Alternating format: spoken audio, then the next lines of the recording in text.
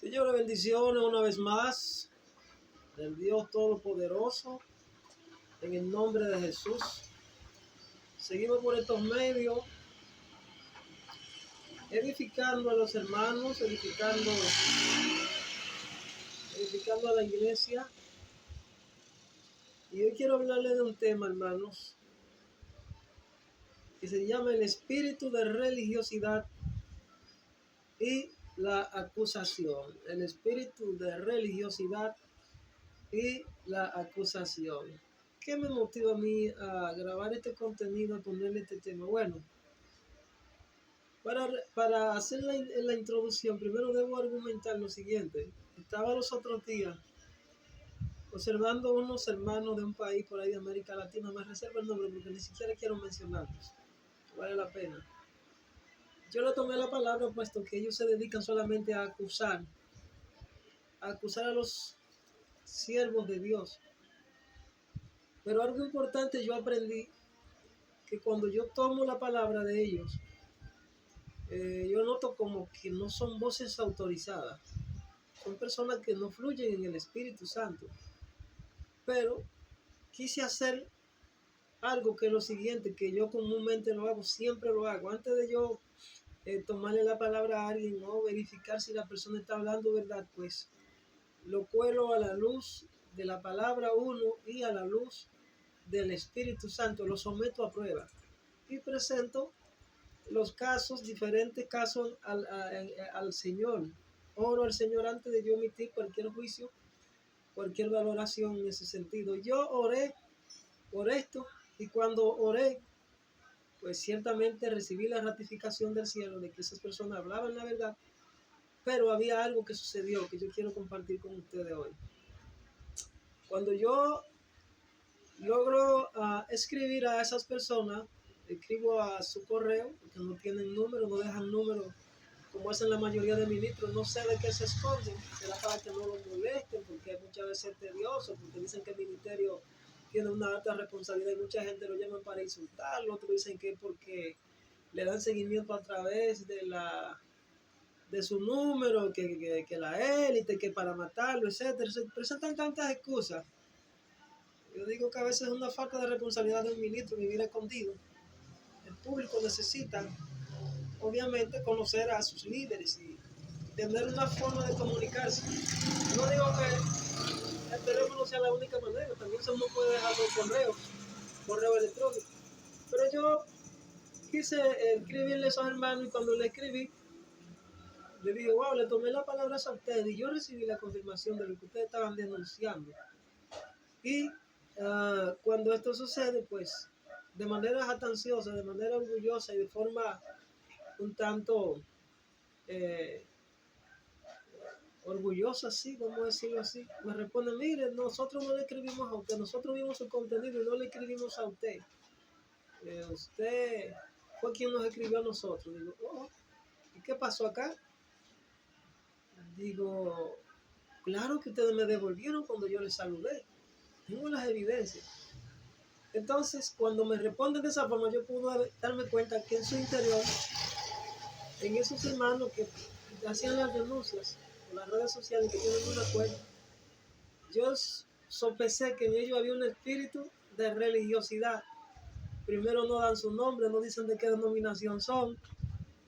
En ellos hay un espíritu de religiosidad, pero además de tener un espíritu de religiosidad, que por vía de consecuencia es un espíritu que solamente se enfoca en la acusación, porque es un espíritu de fiscalización, vamos a decirlo así. Son fiscales, los religiosos son una especie de fiscales espirituales. Si tú me pones a analizar, cuando hablamos de los fiscales espirituales, son aquellos que solamente se empecinan en acusar, porque eso es lo que hace Satanás. Cuando un creyente, una organización o líderes específicos de cualquier denominación, cualquiera que sea, no son voces autorizadas, entonces lo que hacen las veces es de fiscales espirituales. Acusación. La Biblia dice que Satanás es nuestro acusador, porque él continuamente se presenta delante del Padre a acusar a la iglesia, a acusar a los hijos de Dios, a presentar de cierta forma demanda, a presentar acusaciones. La Biblia dice que Satanás es nuestro acusador. Entonces, una creyente, una persona puede, en cierta forma, hablar verdad, más sin embargo, no ser voz autorizada del cielo y no ser una persona que tiene la dirección y la guianza del Espíritu Santo. Entonces, en función de ello, yo quiero hablarle del espíritu de religiosidad. El espíritu de religiosidad vinculado a la acusación. Bendito sea el Señor. Gloria a Dios. Quiero argumentar que hay muchas personas que me llaman por las plataformas y me piden oración. Para la oración, señores, me pueden escribir a mi WhatsApp 809-917-1432. Repito, para oración, 809-917-1432. De hecho, lo dejé colgado ahí en alguna de las descripciones de los videos, lo he dejado colgado, pero además está en el muro, es asequible, lo pueden buscar. Bendito sea el Señor. Sin más preámbulo, vamos a darle inicio a este estudio, a este análisis sobre este tema del espíritu de religiosidad y la acusación. Y para ello vamos a utilizar nuestro primer texto que estaremos usando como fundamento, como base principal. Está ubicado en el libro de Santiago, señores. Está ubicado en el libro de Santiago. Gloria a Dios. Digno es el Señor. Gloria a Dios. En el libro de Santiago dice, si alguno se cree espiritual, demuestre con sus obras. Bendito sea el Señor. Libro de Santiago. Libro de Santiago. Aleluya, gloria a Dios. Gloria a Dios. Santo es el Señor. Gloria a Dios. Bueno, más adelante le vamos a dar lectura. No lo encuentro rápidamente. Gloria a Dios. Dice lo que dice el texto. No tengo el capítulo ni el versículo aquí, que no lo veo. Pero lo que dice es que aquel que se crea espiritual, aquel que piense ser un religioso o espiritual, presente las evidencias a través de sus obras. Algo así. En fin, vemos acá que la religiosidad es la forma de cómo nosotros nos acercamos hacia Dios.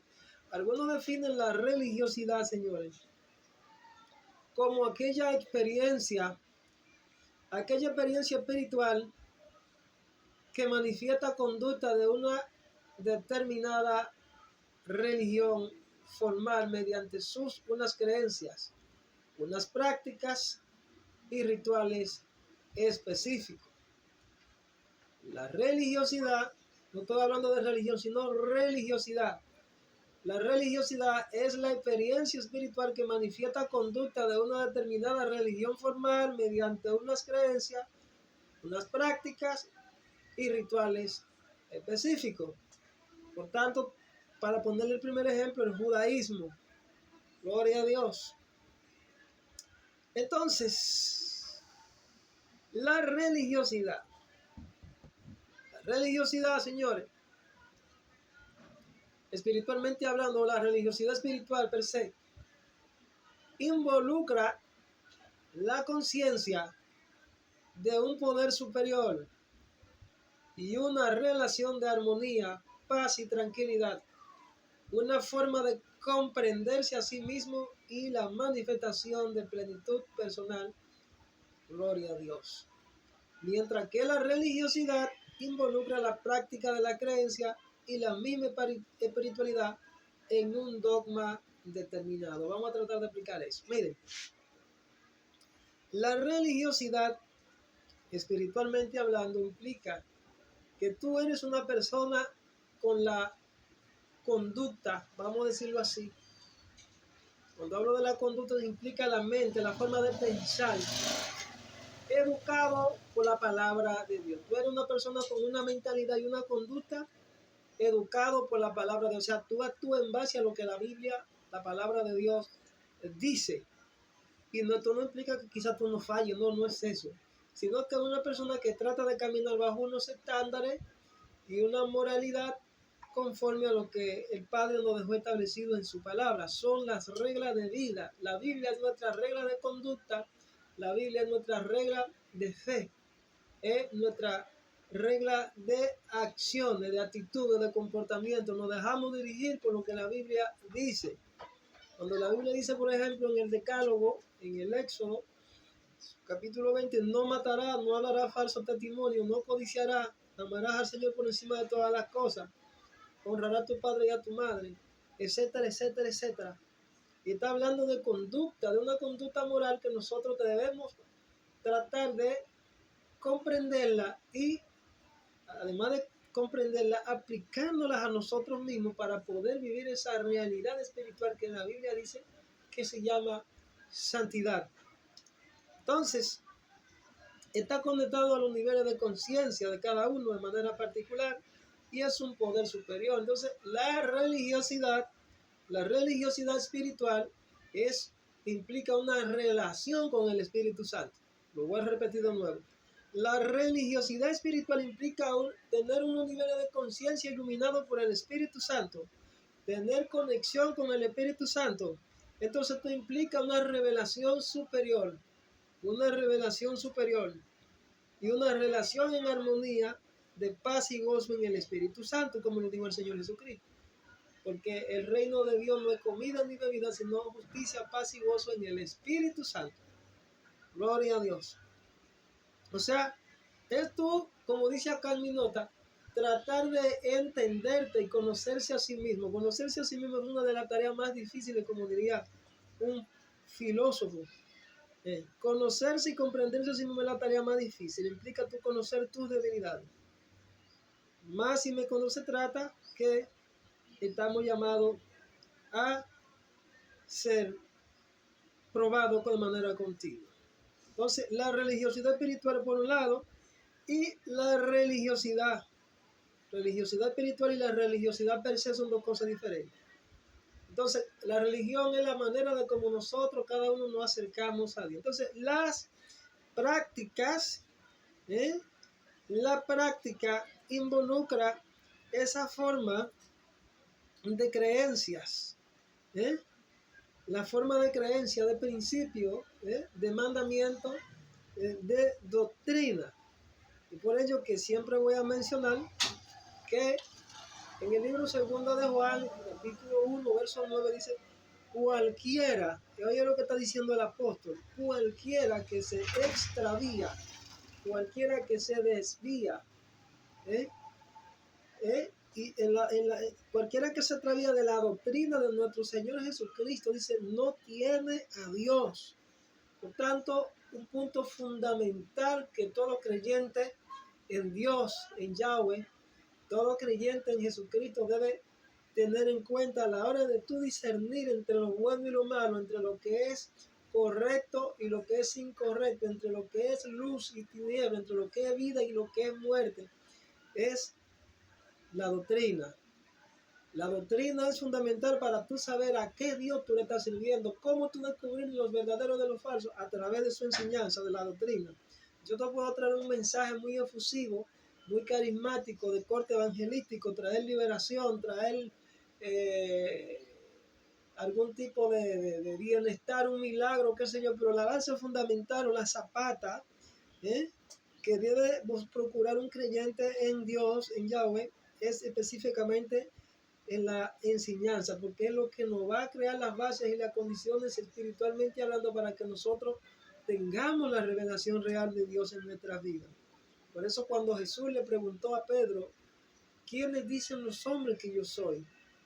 Pedro le dice, algunos dicen que tú eres Elías o Juan el Bautista que resucitó entre los muertos. Entonces vuelve Jesús y le pregunta a Pedro, le dice, ¿y ustedes que están conmigo, que son más mis allegados colaboradores, quiénes piensan ustedes que yo soy?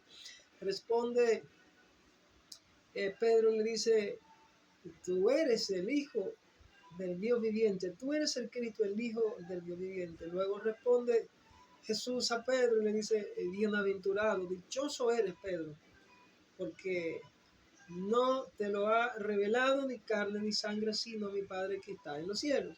Entonces, podemos decir que a partir de ahí Jesús le está revelando a Pedro que el fundamento, la base, la zapata sobre el cual edificaría su iglesia era sobre la revelación traída por el Espíritu Santo. De manera que si yo tengo palabra, pero no tengo revelación de la palabra, no tengo presencia del Espíritu Santo, no voy a edificar a nadie y no soy voz autorizada. Yo quiero que ustedes agarren y guarden ese tip, esa enseñanza.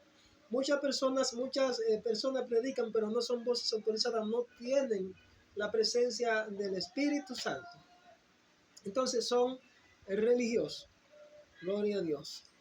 La religiosidad, según la Biblia, podemos definirla, en cambio, gloria a Dios, como aquella que representa un sistema organizado de creencias y prácticas propuestas por una religión para el enfoque individual o colectivo de lo que comúnmente dicen sagrado o trascendente.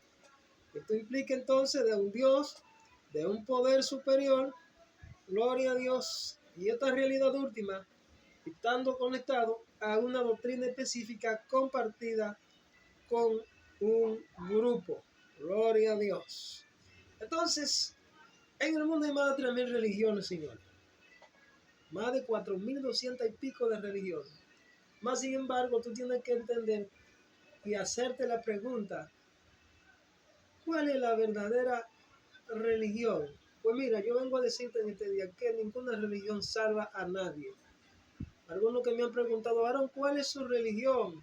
¿Cuál es su denominación? Pues mire, yo tengo para decirle a esos hermanos que desde el primer instante de cuando yo conocí al Señor, conocí su santa voluntad, conocí su palabra, fui sacudido por el Espíritu Santo, el Señor me dio experiencia personal. Yo nunca he tenido en mi mente el enfoque de pertenecer a ninguna religión, porque la religión no es la que salva a nadie. La religión no es la que salva a nadie. Ahora bien, yo he llegado a definir que el término eclesía, que viene del griego, del latín, eclesía, significa reunión de creyentes. Bajo esa textura podemos argumentar lo siguiente. Podemos argumentar de que la palabra eclesía implica reunión. Jesús lo definió de una manera llana y sencilla. Él dijo, donde estén reunidos 2 o 3 en mi nombre, yo estoy en medio de ellos. Yo estaré con ellos y me manifestaré a ellos, hablando de la comunión que obviamente traería el Espíritu Santo en aquellos que se unieran en pensamiento, en acciones y en propósito en una sola fe. Por tanto, el principio de unidad se define por la manifestación de la voluntad del Eterno a través de los creyentes en Jesús, en una misma doctrina, en una misma fe, un mismo bautismo, un Señor y Dios de todos, y un solo mediador que es Jesucristo, hombre. Por tanto, cuando 2 o 3 personas se unen, fíjense bien que Él nos dijo donde hayan 1.000.000, donde hayan 3.000, donde hayan 10.000. En términos generales, entonces, podemos decir que la palabra eclesía puede darse en cualquier lugar, en cualquier momento. Puede ser itinerante, puede ser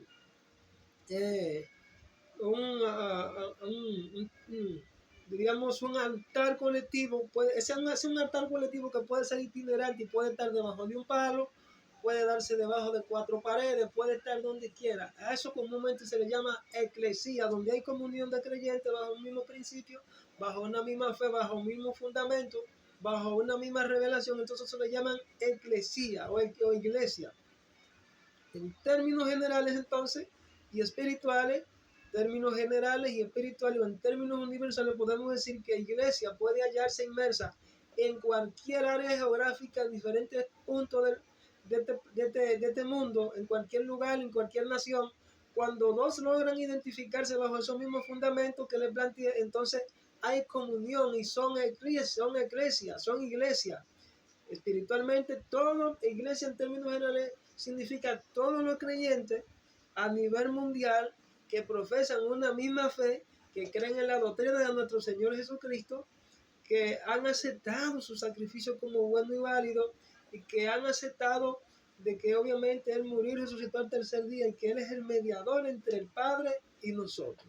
Entonces a eso llamamos iglesia en términos universales. Ahora, en términos locales y humanos, la iglesia es otra cosa. La iglesia puede hallarse en cualquier denominación, en cualquier organización, aunque obviamente esto represente que no estén de acuerdo en cuanto a la parte organizacional se refiere. Alguien me decía en alguna ocasión, un pastor muy joven, con poca experiencia, varón,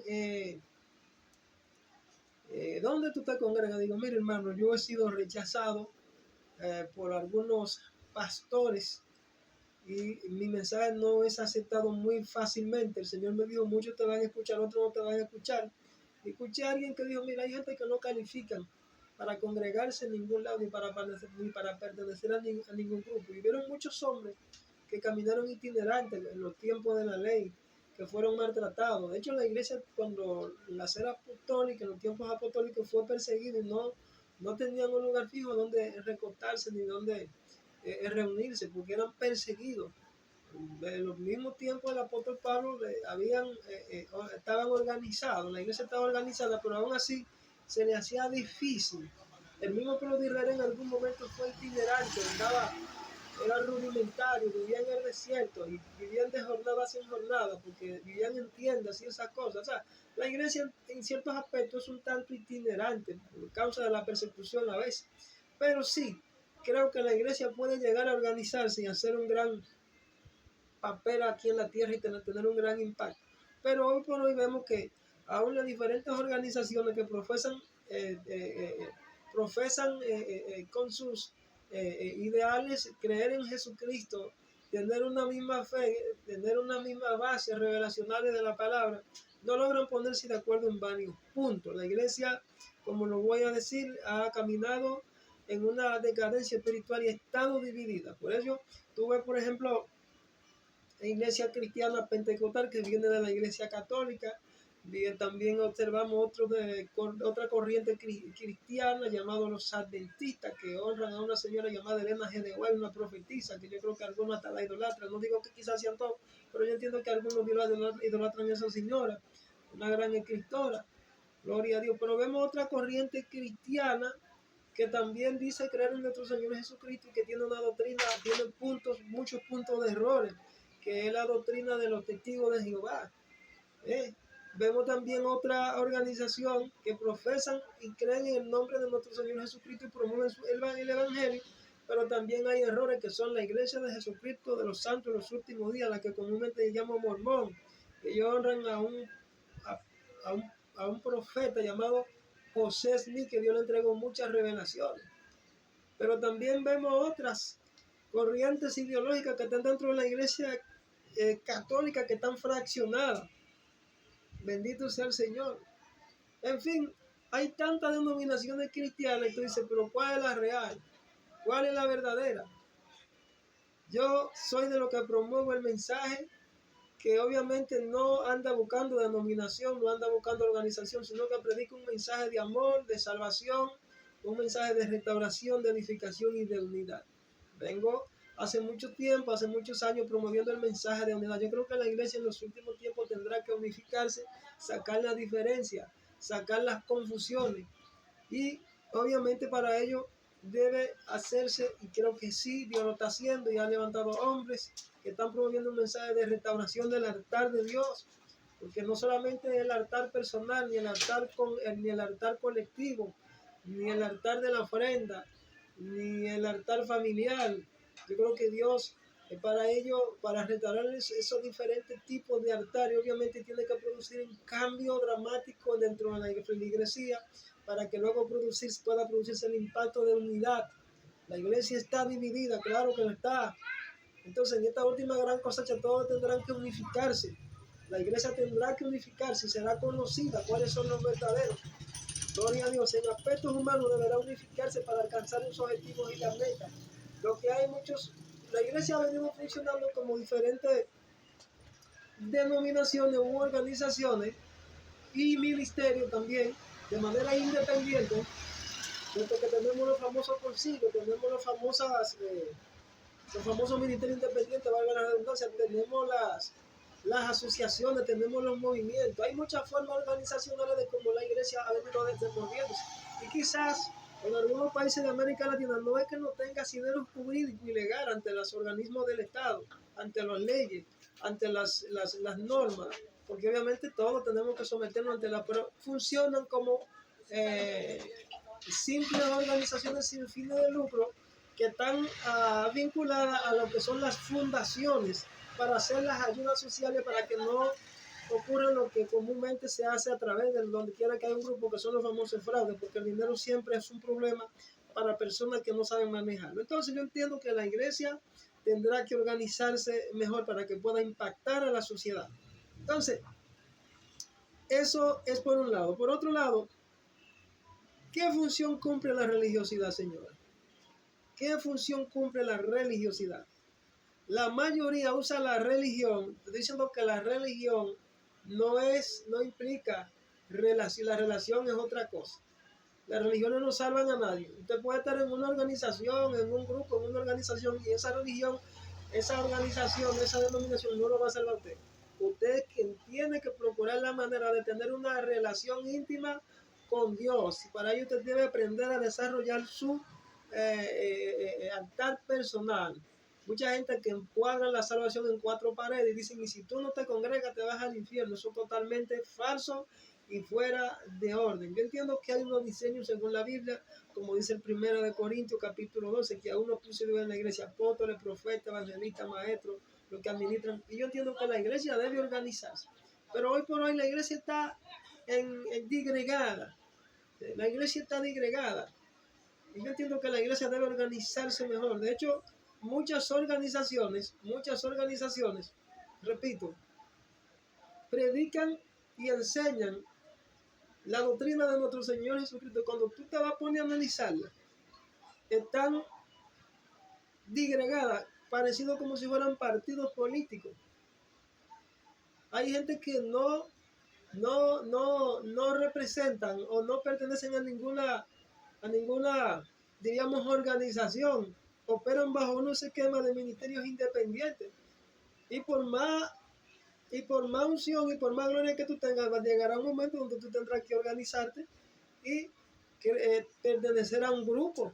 Tendrás que pertenecer a un grupo porque es parte del diseño de Dios y es inalterable. La Biblia dice que hay pastores, hay evangelistas, hay profetas y todos se están subordinados bajo unos esquemas donde tienen que sujetarse unos a otros, respetar las leyes civilmente constituidas, respetar las autoridades.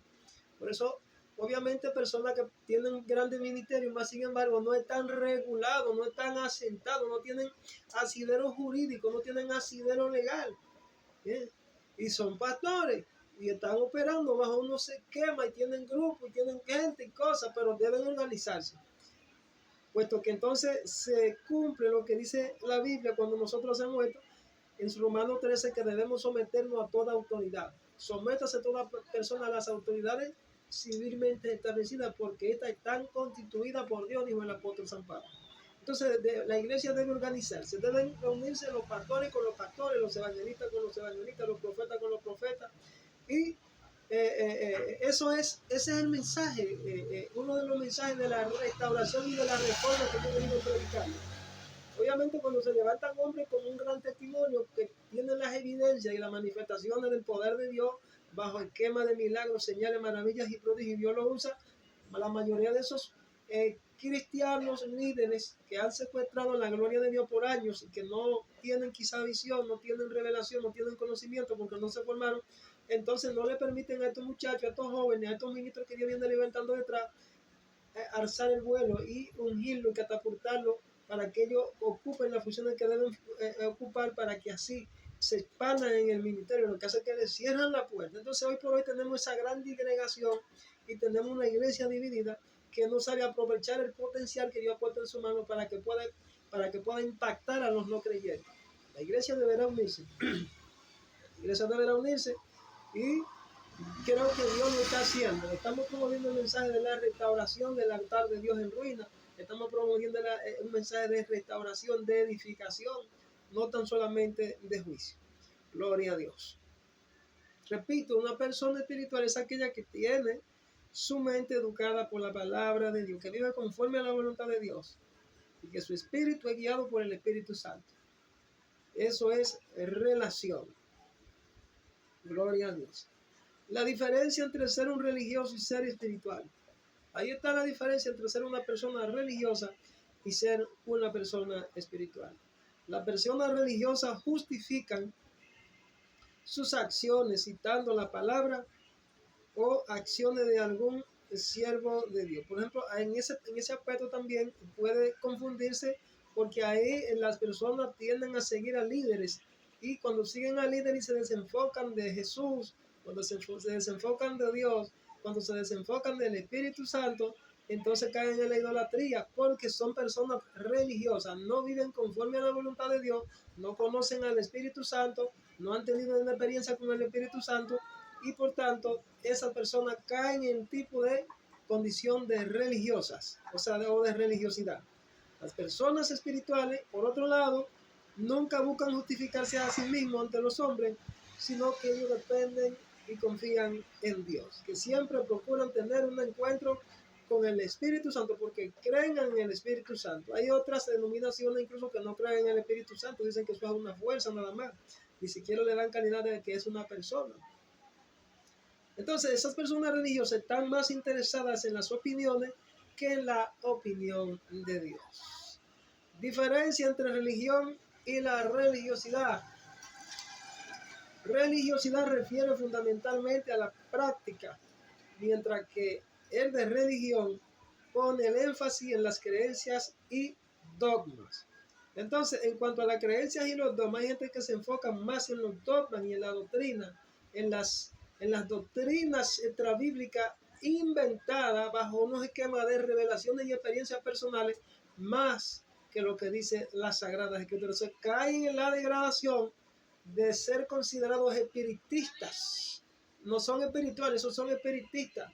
Personas que siempre viven teniendo experiencia personal y le dan más énfasis a la parte personal que a lo que la palabra de Dios dice, que lo que la palabra de Dios manifiesta y dice que debemos hacer. Gloria a Dios. No debemos fundar nuestra fe en las experiencias personales únicamente. No digo que las experiencias personales no sean parte de la revelación extra bíblica que el Señor trae a nuestra vida, porque el Señor dice que debemos aprender a escuchar la voz del Espíritu Santo, pero la voz del Espíritu Santo, que es una dimensión de la voluntad del Eterno, tampoco implica que el Señor va a descalificar lo que ya está escrito. No.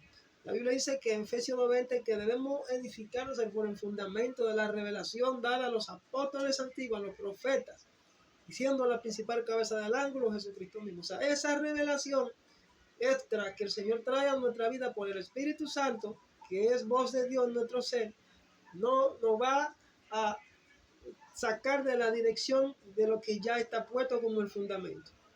En lo que creo, el Señor dijo, yo les enviaré, pediré al Padre para que en mi nombre les envíe al Espíritu Santo, a otro consolador en mi nombre. O sea, le va a guiar, le va a hablar, le va a dirigir, le va a enseñar.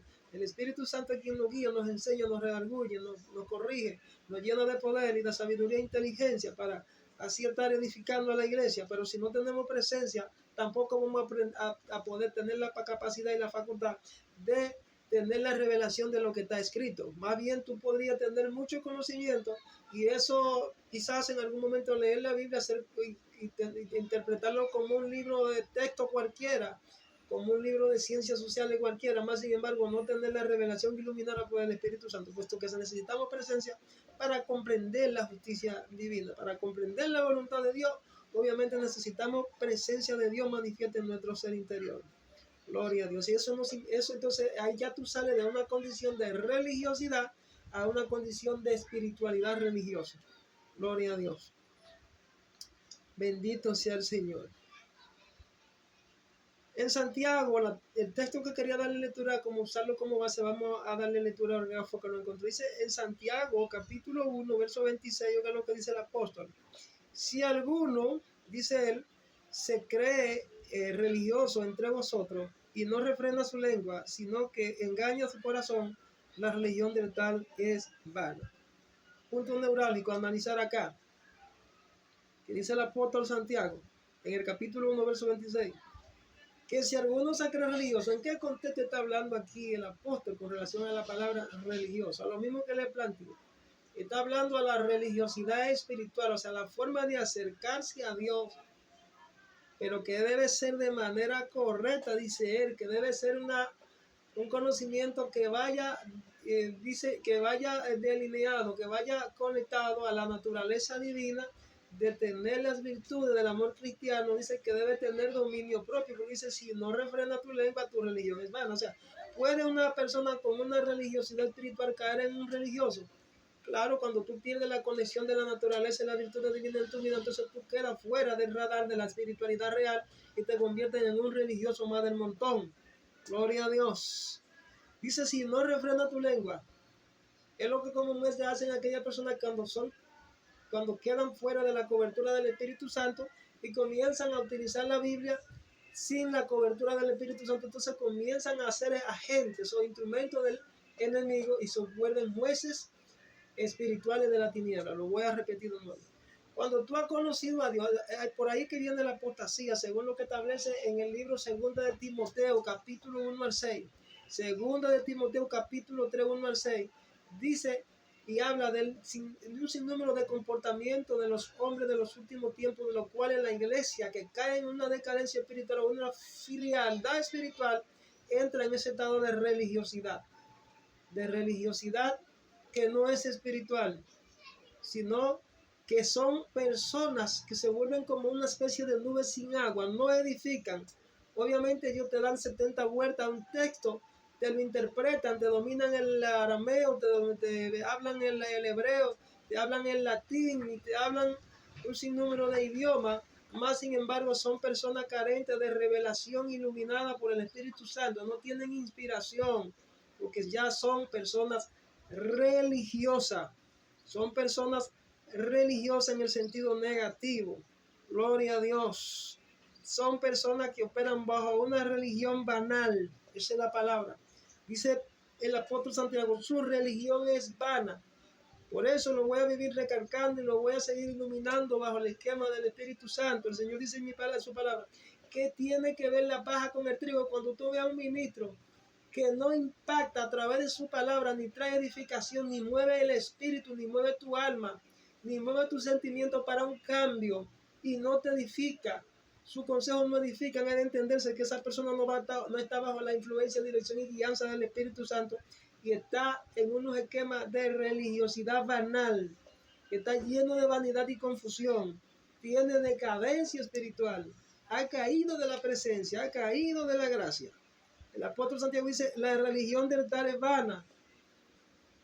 Es que hay personas que caen en el renglón de los religiosos llenos de vanidades, llenos de orgullo, llenos de envidia, que predican por envidia, que predican por competencia, que no aceptan consejo, que no aceptan corrección, que no aceptan amonestación. Gloria a Dios. Cuando tú veas que ese tipo de creyentes no presentan los frutos del Espíritu Santo, es de entenderse que esa persona ya cayó bajo el esquema de la religión banal, bajo la banalidad de la religión falsa. Gloria a Dios. La religión falsa, la religión que promueve la autopromoción, la religión que promueve el esquema del protagonismo, de que ella es la única que tiene la verdad, como lo es como me han dicho algunos hermanos de la iglesia adventista, nosotros somos los únicos que guardamos la ley, porque ellos interpretan la ley de manera radical, sin el verdadero sentido de la fe y de la gracia que ha sido dada por medio del sacrificio de nuestro Señor Jesucristo. Ellos interpretan la ley de manera radical y ya ellos se autopromueven como que ellos son israelitas. Ellos te desglosan los 10 mandamientos, incluso se enfocan en el cuarto y juzgan a todas las demás denominaciones y dicen que ellos son los únicos portadores de la verdad. He visto muchos que están en graves errores de la denominación cristiana adventista. Entonces, esos muros y esas diferencias por ideología un tanto banales tienen que ser restaurados, pero de urgencia, y tiene que haber una unidad y un cambio donde se coloca que la iglesia es una sola. Gloria a Dios. La Biblia habla de la iglesia verdadera. Que es aquella que obedece a todo lo que Dios ordena en su palabra. Por ejemplo, vamos a leerle 3 o 4 textos bíblicos de manera rápida.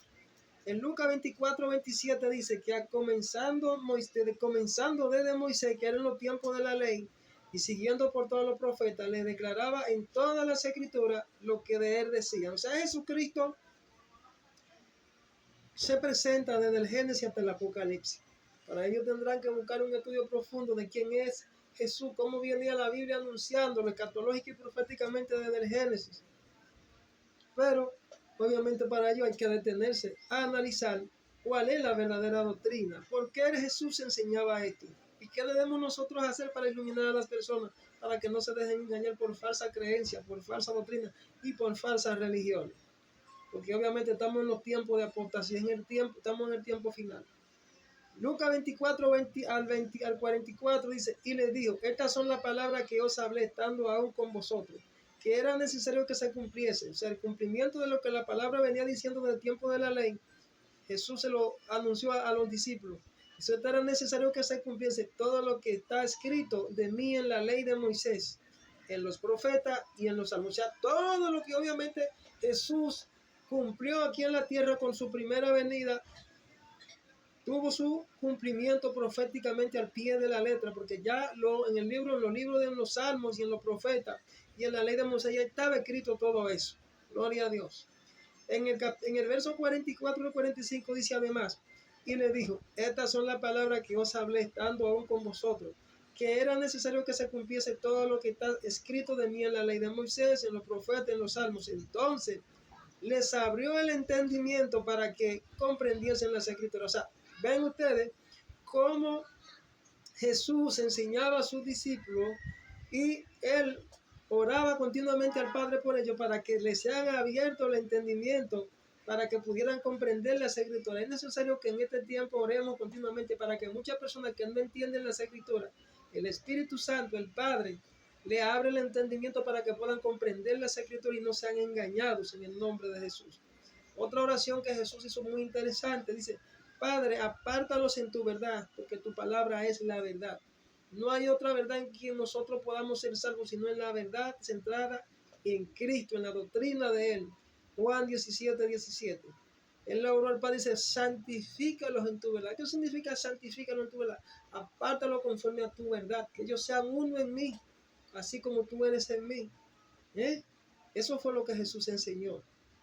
En Hechos 17, verso 1 al 3 dice lo siguiente. Dice, pasando Pablo por Antífolis y Apolonia en Grecia, también Tesalónica, donde había una sinagoga de los judíos, y Pablo, como acostumbraba, fue a ellos, y por 3 días de reposo discutió con ellos, declarando y exponiendo por medio de las escrituras que era necesario que el Cristo padeciese y resucitase de los muertos, y que Jesús, a quien yo os anuncio, decía él, es el Cristo. Ese es el enfoque que obviamente deben a nosotros movernos para guiar, para instruir, para redarguir, para edificar. Nuestra base fundamental aquí en la doctrina es Cristo, sus enseñanzas. Pablo lo especifica ahí y le habla del testimonio de lo que la Escritura dice sobre Jesús, sobre la persona de Jesús. En Hechos 17, el día 11, dice además, inmediatamente los hermanos enviaron de noche a Pablo y a Silas hasta Berea. Y ellos habiendo llegado, entraron en la sinagoga de los judíos, y estos eran más nobles que los que estaban en Tesalónica, pues recibieron la palabra con toda solicitud, escudriñando cada día las escrituras para ver si estas cosas eran así. El deber de nosotros como creyentes, ministrar y hablar y enseñar y exhortar conforme a lo que está escrito. Fíjense que estos creyentes, cuando Pablo estaba predicando, dice que ellos recibieron la palabra con toda diligencia, con toda solicitud. Y ellos escudriñaban va más allá de leer un texto. Escudriñar es sentarse a buscarle la definición correcta de un texto, pedir la iluminación y la comprensión por el Espíritu Santo y abrir, que el Señor abra nuestro entendimiento para comprender lo que está escrito. Revelación por el Espíritu Santo para que pueda alimentar a nuestro espíritu. Entonces, es la parte fundamental que debe hacer todo nuevo creyente, y no todos solamente nuevos creyentes, sino todos en general, porque cada día la palabra de Dios son nuevas a nuestras vidas. Dice en 1 Timoteo capítulo 6, verso 3 al 5, dice lo siguiente: si alguno enseña otra cosa y no se conforma a la sana palabra de nuestro Señor Jesucristo, escuchen esto, señores. Este es el apóstol, el pastor Timoteo, que Pablo le está instruyendo. Dice, si alguno enseña otra cosa y no se conforma a las sanas palabras de nuestro Señor Jesucristo y a la doctrina que es conforme a la piedad, escuchen esto, está envanecido. ¿Cuál es la doctrina que es conforme a la piedad? La doctrina que es conforme a la piedad es que es llena de amor, que es llena de misericordia, que es llena de compasión, que es llena de buenas obras. Gloria a Dios. Pero aquella doctrina que va en contra de esos principios que van acorde con la naturaleza divina que debe estar impregnada en nuestro ser, entonces podemos entender que no, los frutos del Espíritu Santo no están presentes y esa doctrina es vana, es falsa. Gloria a Dios. Dice, si no es conforme a la piedad, dice aquí el apóstol, esa doctrina está cargada de falsedad y la persona está envanecida. Cuando tú ves una persona envanecida, tú puedes entender de que su doctrina no está siendo enseñada ni está conectado en base a lo que es la naturaleza divina de la piedad. Una persona que practica la piedad, que practique el amor, la misericordia, las buenas obras. Gloria a Dios. Dice que una persona que está en esa condición está envanecido, está una persona que está distanciado de Dios, está bajo vanidad, está bajo orgullo, bajo soberbia. Gloria a Dios. Dice aquí el apóstol, ese tipo de persona nada sabe, porque quien trae la verdad real y efectivamente es el Espíritu Santo, y cuando ya estamos fuera de esa naturaleza divina, pues no podemos fluir en ese amor y en esa piedad y en ese amor, en esa naturaleza del Eterno. Dice, está envanecido, nada sabe y delira acerca de cuestiones y contienda de palabras. Una persona que tú lo ves con unos comportamientos permanentes de autodefensa, que cuando le lanzan una piedra se detiene, que está siempre peleando y defendiéndose a sí mismo, diciendo que sé yo qué. Es una persona que ya está envanecido y está en delira. Dice que delira porque ya se dejó arrastrar por su propia evasión, por su propio orgullo. Una persona cargada de banalidades. Dice que acerca de cuestiones y contiendas de palabras, gloria a Dios, de los cuales nacen envidia. ¿Te está yendo? Que esos comportamientos responden a personas que obviamente están bajo unos esquemas donde le ha nacido envidia, tienen pleitos en su ser interior, blasfemia, malas sospechas y disputas necias de hombres corruptos de entendimiento y privados de la verdad. Fíjense bien cómo estas personas cuando quedan privados de la revelación del Espíritu Santo, cuando se aleja de ellos por causa de estas situaciones que les mencioné, pues entonces ya han caído en una situación de ser simple religioso más. Una persona sin presencia es un religioso más del montón, que es posible que diga muchas verdades aparentes porque tenga conocimiento de mucha doctrina, pero es una persona que no va a edificar a nadie porque ya no es voz autorizada. Gloria a Dios. Toman la piedad como fuente de ganancia. Escuchen esto, que es lo que hacen los falsos profetas, los falsos ministros, los falsos apóstoles, los falsos pastores. Toman la palabra de Dios, se disfrazan de la palabra de Dios, están cargados de mucho conocimiento intelectual porque son muy letrados, pero más sin embargo ya la piedad la toman como una fuente de ganancia, se disfrazan con la palabra, toman el manto, se vuelven inoperantes en el don. Soy pastor, yo soy un ministro del evangelio, yo soy un apóstol, pero ya no tengo presencia, entonces soy inoperante en el don y no edifico a nadie. Entonces comienzo, en vez de edificar, lo que comienzo a destruir y a utilizar la fe como una fuente de ganancia. Le pongo precio al don y ya yo he caído ya en lo que se llama comúnmente la apostasía, según lo que especifica en el libro segunda de Timoteo, capítulo 3, versículo 1 al 6. La lista de los hombres de los últimos tiempos que son amadores de sí mismos, avaros, calumniadores, codiciosos, intemperantes, crueles, aborrecedores de lo bueno, que tendrán apariencia de piedad. Entonces eso es lo que muchos hacen cuando quedan sin presencia. Tienen una apariencia, viven de apariencia. Y viven mencionando el nombre de Dios, que Dios me dijo y Dios me dice que te diga. Viven de puras apariencias, no son portadores de gloria, no son portadores de la presencia del Eterno, han sido reprobados en la fe, son voces silenciadas por Dios, no son voces autorizadas, están reprobados y bajo disciplina. Tú puedes ser el ministro que tú quieras ser. Cuando estás bajo disciplina te queda como una voz desautorizada del reino de Dios. O sea, tú puedes ser el ministro que tú quieras, pero cuando tú estás bajo disciplina del Eterno, tú no eres voz autorizada. Tú podrás operar supuestamente haciendo milagros, señales, maravillas y prodigios, pero esos señales, maravillas y prodigios serán una pura falsedad. No soy yo que lo digo, es la Biblia. El siguiente verso está ubicado en 2 de Timoteo, capítulo 3, versículo 15 al 17, dice: y que desde la niñez ha sabido, eso es Pablo a Timoteo, y que desde la niñez ha sabido las Sagradas Escrituras. Este hombre tenía conocimiento desde niño de las Sagradas Escrituras, las cuales te pueden hacer sabio para la salvación por la fe que es en Cristo Jesús. Están viendo como la escritura es lo único que nos va a hacer sabio y entendido para la salvación en Cristo Jesús, pero las escrituras demandan que nosotros cumplamos todo aquello que ella dice para que podamos tener la esencia en nosotros. Si quedamos sin la esencia y solamente nos quedamos con el conocimiento, entonces somos desautorizados y reprobados y caemos en lo que es la apostasía. Toda la escritura es inspirada por Dios, dice acá el apóstol San Pablo a Timoteo. Toda la escritura es inspirada, o sea, los hombres de Dios no hablaron por su propia cuenta, sino que el Espíritu de Dios sopló sobre ellos y Dios le dio palabra para que ellos la escribiesen o la anunciasen. Es inspirada por Dios, dice toda la escritura, y es útil para enseñar, para redarguir, para corregir, para instruir en justicia, a fin de que el hombre de Dios sea perfecto. Aquí el término perfecto significa que tenga madurez en el conocimiento de la voluntad del Eterno, que sea enteramente preparado para todo aquello que Dios haya puesto en su mano, para toda buena obra, dice el apóstol. Gloria a Dios. Como le dije en el principio, hay más de 4.200 religiones. Las religiones no salvan a nadie. Conocemos la religión que es la nuestra, la que pertenecemos al cristianismo. En el cristianismo hay muchos problemas. Esa religión cristianismo, eso no salva a nadie. El cristianismo no salva a nadie. Como religión no salva a nadie. Lo que te salva es tener una relación, tener una relación con el Espíritu Santo, tener una relación con el Espíritu Santo por medio de Jesús para que pueda guiarte a toda verdad y a toda justicia. Las religiones no salvan a nadie, las denominaciones tampoco te van a salvar, ningún líder te va a salvar.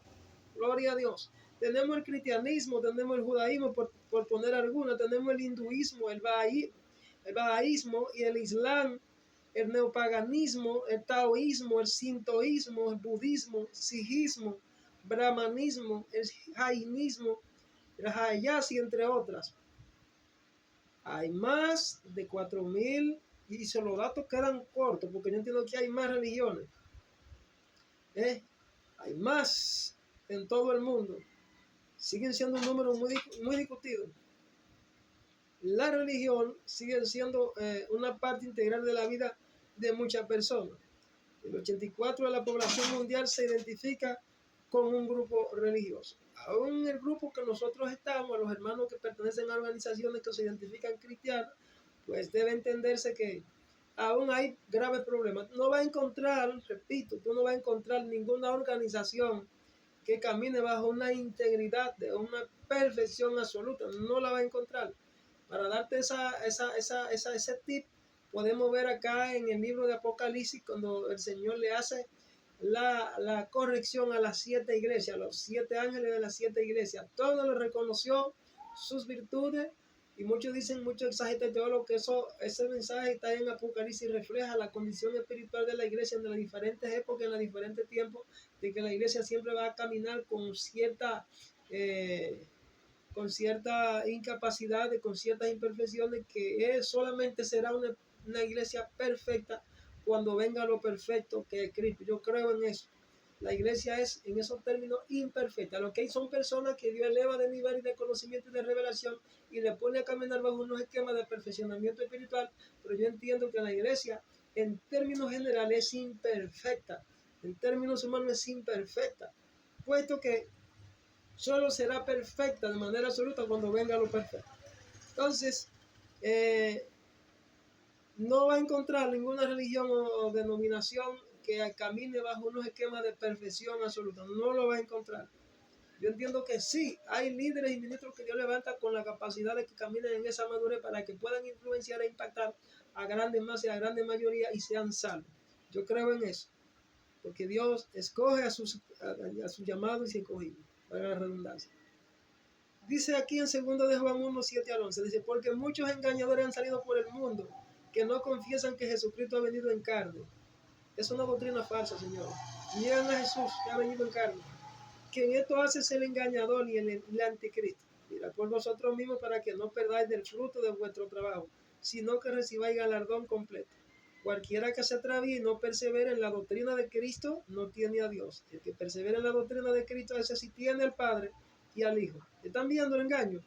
Si alguno viene a nosotros y no trae esta doctrina, oigan lo que está diciendo el apóstol, si alguno viene a vosotros y no trae otra doctrina, no lo recibáis en casa, ni le digáis bienvenido, porque el que le dice bienvenido participa en sus malas obras. O sea, hay obras que hacen muchas denominaciones, que hacen muchas religiones falsas, que no tienen ninguna validez delante de Dios. Pablo se atrevió a llegar más lejos haciendo una comparación, un símil comparativo, simbólicamente hablando. Él dijo, si incluso viniese un ángel del cielo con otro evangelio, sobre el cual nosotros hemos sido enseñados, no con palabras de hombre, sea anatema.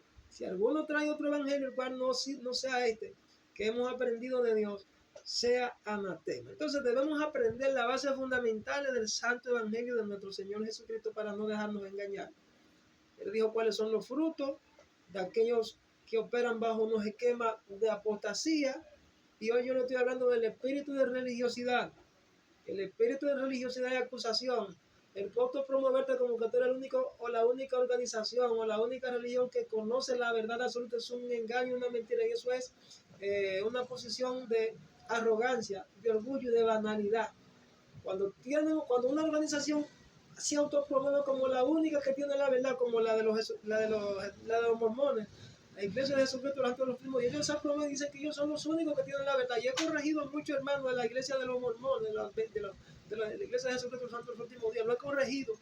Y Dios me ha puesto palabras para ellos, con muchos de esos líderes. También los católicos, algunos plantean la idea que ellos son los únicos que conocen la verdad y que tienen la verdad. Gran mentira. Pero también la iglesia adventista promueve que ellos son los únicos que contienen la verdad porque ellos son los que guardan el Shabbat. Gran engaño y gran error y mala interpretación de la ley moral, porque eso es una profecía que fue cerrada y no tendrá su efecto de cumplimiento hasta los últimos días, hasta los últimos tiempos, donde Dios permitirá que se unifiquen todas las verdades en una. Gloria a Dios, si los muros se han levantado y se ha cerrado la brecha de la ley que se señaló en el 321 con el emperador Constantino. Estamos bajo un sistema de paganismo, de confusión y engaño. Gloria a Dios.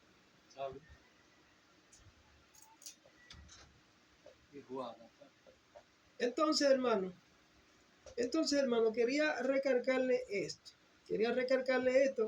para que los que estén pensando en que cuál es la religión y qué organización, no pongan su enfoque en una organización, hermano.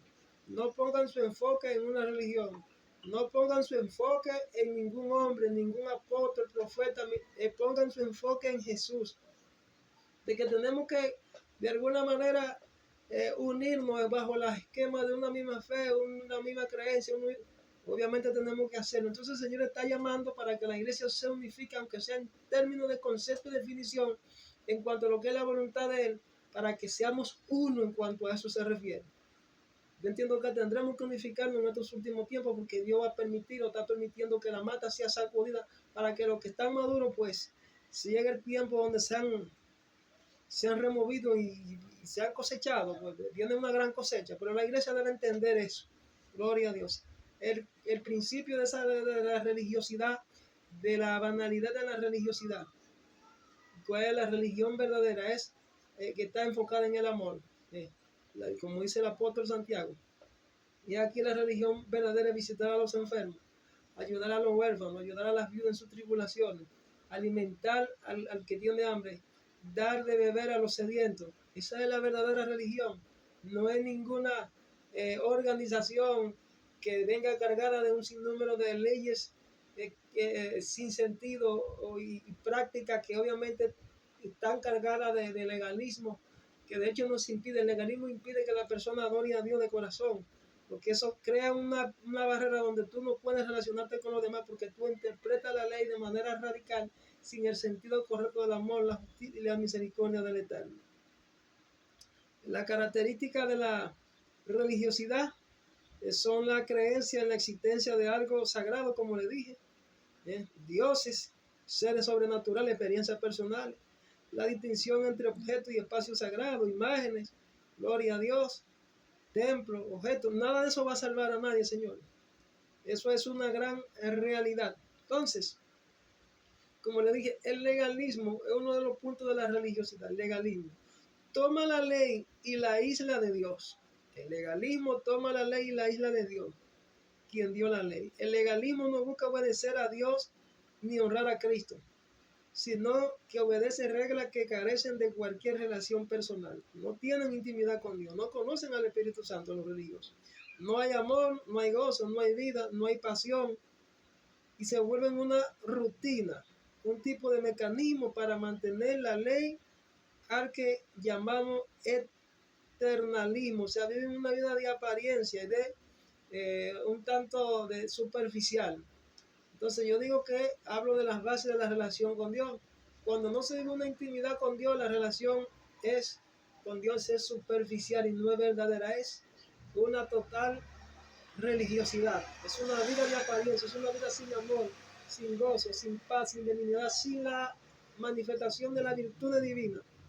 Gloria a Dios.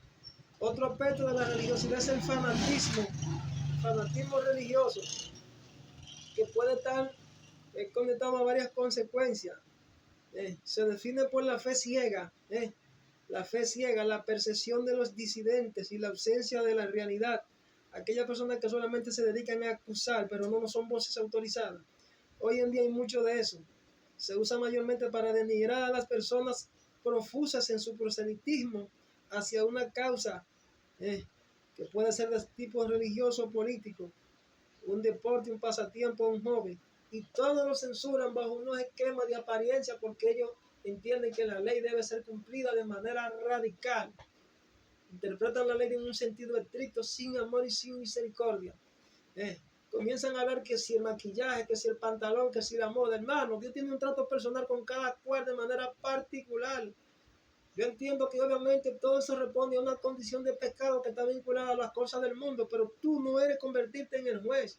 Tú no debes convertirte en la persona que va a tratar de cambiar a la persona con tu propia mano. Es un trabajo del Espíritu Santo.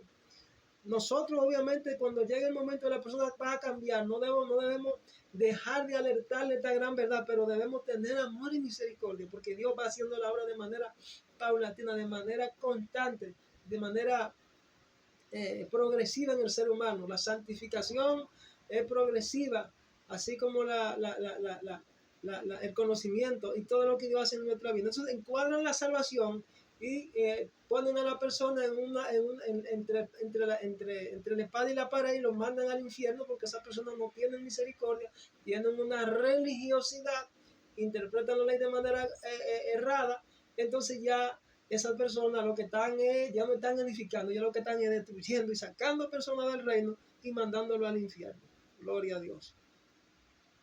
Bendito sea el Señor. Oh, gloria a Dios. Señores, hasta aquí quise traerle esta pequeña reflexión hoy. Soy de lo que digo que necesariamente hay que llenarse del Espíritu Santo. El cristianismo, el movimiento cristiano evangélico es uno de los que más se acerca a esta realidad de la verdad espiritual, porque ellos se le enseñó a los apóstoles, esto viene de los apóstoles, no de Martín Lutero, que fue de la Iglesia Católica. Yo creo que el neopentecostalismo, la Iglesia Evangélica, es una de las que busca la presencia de Dios y es bueno. No digo que yo quizá tenga toda la verdad, hay imperfecciones en ella, y yo me identifico con los cristianos evangélicos y con otros también, pero sí, es necesario que la iglesia se unifique y saque la diferencia, porque Dios está esperando que se unifique y que saquen el espíritu de religiosidad, que saquen las confusiones, que saquen las banalidades, que dejen de acusarse uno con otro y de reclamarse, sino que se enfoquen con una misma fe, un mismo bautismo y un mismo mediador que es nuestro Señor Jesucristo, que es en todo y por todo. Cuando Él venga no va a venir por una religión ni por una denominación, Él va a venir por todos los creyentes a nivel mundial y Él sabe quiénes son los verdaderos o los falsos. Por tanto, es mi mensaje en este día sobre lo que es el espíritu de religiosidad y el espíritu de acusación, para que el Señor a través de este mensaje, sea reprendiéndolo en tu vida. Si tú eres uno que tiene ese enfoque en tu mente, de ese espíritu de religiosidad y no ha entrado en relación con el Eterno, pues yo oro en esta hora para que el Espíritu Santo impacte tu alma y saque esas raíces de diferencia, esas raíces de acusación contra tus propios hermanos, y pueda unificarte con una misma fe y en un mismo Señor que es en todo y por todo. En el nombre de Jesús. Así que será hasta una próxima entrega cuando estaremos por estos medios disertando la palabra del Eterno. Shalom.